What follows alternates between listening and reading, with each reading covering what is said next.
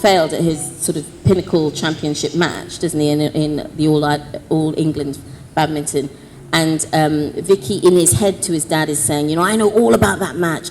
I know exactly how you played it. I researched it. I read all the clippings. And his father's saying back to him, you don't know anything about that match. You didn't play it. You weren't there. How can you possibly know anything from research and clippings? And I wondered whether that was, you know, when you were researching, are you a player? Does it come from the heart, or is it purely research? Yeah, I did grow up playing badminton. I never played it professionally, and now I just play it intermittently. So it helps that I know sort of the basics of the game. But I think for writing any book, and in sports the same thing applies, it's, you know, you can look up or you can research and watch matches and kind of understand the terminology and all of that you need, of the formal aspects of the sport. But, you know, ultimately, like Stuart was saying, it's all about the complexity of the character, of the backdrop, of the other things you're trying to say and do with the book. So you can read this book, of course, as the story of a young girl trying to be a badminton champion. And for anyone who knows badminton will probably enjoy that.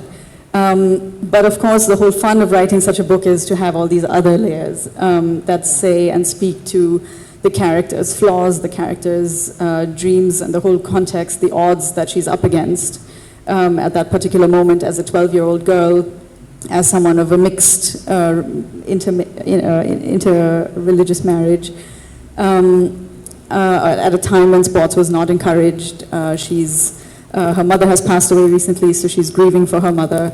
And then there's a lot of gender issues, of course, with the coach and all these these nuances that happen when a man is coaching a young girl who is not related to that girl, and his whole ambitions.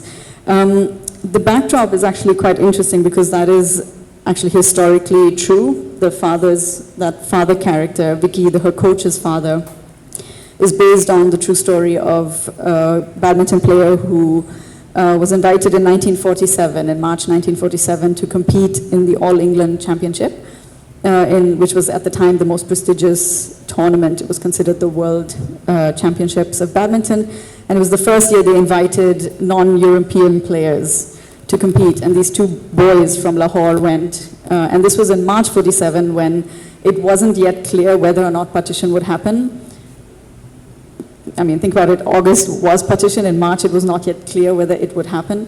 So these two boys went from Lahore, and while they were there, one of them made it to the finals, and while they were there, Lahore went up in flames, essentially, and I won't say what happened, but ultimately it was a very tragic story of his family. And so all of these things, it helped that I have this personal connection. I think when you write, I think often, for me at least, when I write something new, the first inspiration comes from some kind of an emotional connect. So I feel that emotional connect to badminton. It's linked to my own childhood memories. It's linked to, to stories of Delhi, of India today. But I suppose you don't have to be, I know you don't have to be a professional player, or I don't actually watch the matches, or I don't really keep up with the sport in that way. Right. I would like to. I, just like Shehana, kind of in my head have this image of myself as a very sporty person, but I'm really not. But you're... I have one more question, but I'm also aware of time, because we're at the 10-minute mark, and I wanted to check and see if the audience had any questions for, oh yes we do, we have a question there. But I just wanted to say while we're getting ready, you can tell with all three books that they are very, very well researched, and I get the impression that you all kind of love the research as much as, I think it's definitely in sort of, you can see how well they're researched, and there's a love of research. I always feel like I should write this other little book about researching this book and about sort of a micro-history of badminton in India. There's a lot that it's a very underexplored, unknown history. And I'm glad that they replicated the feeling of a locker room in here. You know, I know, especially for this session, so you get. Very well curated. Very Of course, it smells a lot better than most. Smells a little better than a lot. But yeah. Yes. Hi.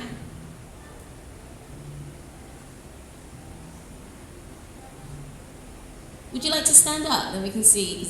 We've got lights glaring in our eyes. Oh, I think there's something wrong. Do you want this one, Sherry?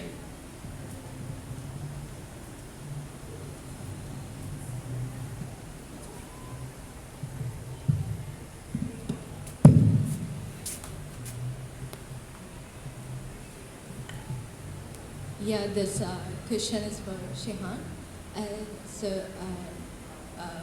After you have done Chinaman, you did a total bill scoop with 7 moons. Like, what was the genre shift for you as the writer of both books, Chinaman and 7 moons? And other than that, what's your take on the Lex exposure Chinaman is getting instead of 7 moons? Because I personally think Chinaman is still your master craft.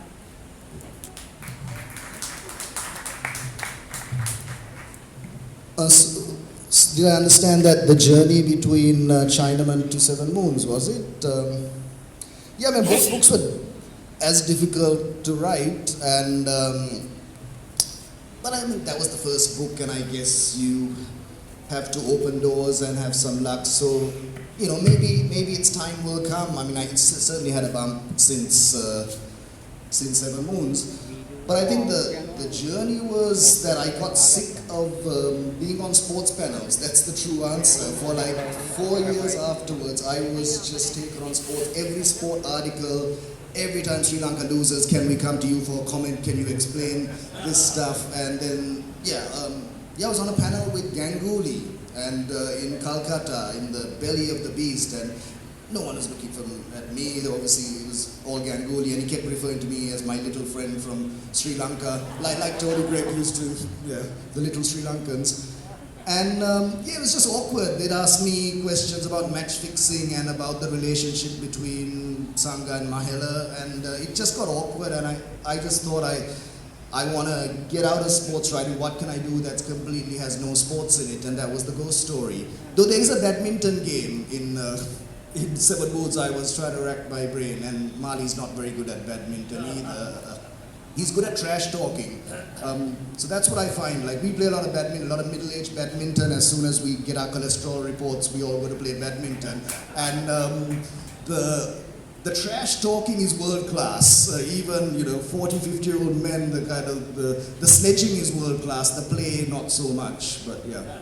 That was really, it was a reaction, and then I went down the rabbit hole of Mali and ghosts and all of that. But that was really the motivation. Though I still now I'm back to enjoying sports because I'm not treated as an expert on it. Saskia, this is regarding badminton. Were you influenced by Saina Nehwal or Sindhu, which were the female and who are the most popular badminton players in India? Was an influence? In some ways, of course, I was thinking of, Geeta is younger, obviously, as in lives, it's set in the 90s. So in some ways, of course, I was thinking in the back of my mind that Geeta growing up, which is not in the novel, would be someone like that. And I'm very happy that because of them, badminton has achieved a sort of sudden attention. There was that moment in the Cricket World Cup was happening, and they lost very miserably. Don't ask me now which one exactly it was. I think it was in Australia, and you guys might know better. It was just, they were out, I think, before they made it to the quarterfinals. And it was at the same time, Sindhu was competing in the Olympics. And I think if India had made it, nobody would have paid attention. But suddenly, because they were out, everyone was like, okay, who can we focus on next? Who can we dump our need for? Yes, exactly. So there was that need suddenly. There was that hole to be filled for all that emotion, that patriotic emotion. And so then suddenly everyone was looking to her, and she won the tournament, and so and won a medal. And so it was kind of a sweet moment for badminton and for the badminton women. So they were definitely, in some ways or another, at the back of my mind when I was writing. Hi, any advice for budding writers who are interested in writing books? That's a sport question. Is books about sport or just books? A friend of mine once gave me advice and said, ass in chair. For children? Like, And sorry, maybe I should explain that. For children, did you say? yeah, for children. Oh, well, we can call it bum in chair if it's for children. But yes, basically, sit down and write. Thank you. Practice every day. If you want to do the sporting metaphor, go to the nets and practice your verbs and your nouns and your metaphors and, and all of that. But yeah. I would say immerse yourself in the subject that you intend to write about and try to see it in a kind of 360-degree way, because there's always fascinating detail in a subject, no matter whether it's a fictional subject about a temple or a home or a character, in my case, Muhammad Ali. And one of the things, because I did intensive research on this period of his life, I discovered something that had not really been extensively written about before, which is this was also the high point of America's magazine publishing, Life magazine, Time magazine, and Sports Illustrated, and all of those big magazines that had an impact on the way in which he sold himself. And he was keen to find photographers that would get him on the front page of any magazine. And he met a young man called Flint Schultz, who was a magazine photographer in Miami. And Cassius asked him, how do you get on the front cover? And he said, well, I've only ever had one front cover. And it was when I was photographing the underwater explorer Jacques Cousteau. And Cassius said, that's interesting, I train underwater, which was, of course, complete bullshit. So the two of them went off to his hotel, and he went in the swimming pool, and to this day, some of the greatest ever photographs of Muhammad Ali are him training underwater. And he did that because of his fascination that getting the front cover of a big magazine would be what could turn round his reputation in America. Great, thank you. Look, sadly, we have, oh no, one more question, we got time? This is for Stuart. And first of all, I've enjoyed this session because I love sport, especially football, but cricket, badminton as well. Stuart, what about football? I mean, you said being from Scotland, cricket, not really, but football, with McTominay scoring a header last night. Yeah, it's the religion of Scotland, and I mean that in every single way. Many cultures are very kind of binary and oppositional internally, and in Scotland, sadly, you can barely get through a day without there being a conversation about football.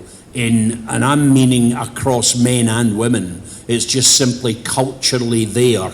And you have to take a position, and I know that I support a very small team in Scotland, and it's a team that allows me to avoid the big sectarian arguments about Rangers and Celtic, who are the Protestant and Catholic teams historically, so I can keep out of that one and laugh at them and laugh at their kind of contradictions. But it's very, very, very difficult to live in Scotland without having some interest in football.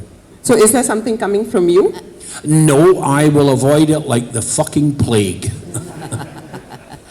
And on that note, I'm afraid we're gonna wrap up here. Thank you so much to our authors, Shehan, Stuart and Saskia. Please give them a round of applause. And